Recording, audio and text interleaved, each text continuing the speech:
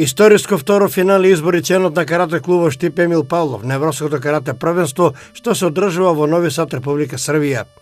Патот до финалето Емил Павлов во категорија минус 60 кг го трасираше преку 4 победи.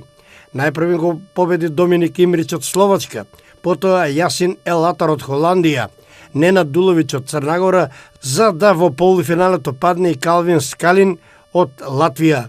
Во финалето Емил Павлов го очекува жестока борба со италијанецот Анджело Кершенцо, со кого се има сретното во премиер лигата и кого го има победено.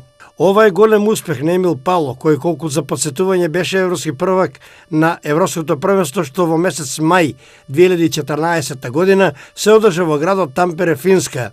Успехот е покомплетен, бидејќи остварен под диригентската палка на неговиот тренер од карате клуба Штип, а сега во улога и на селектор Сашко Арсовски.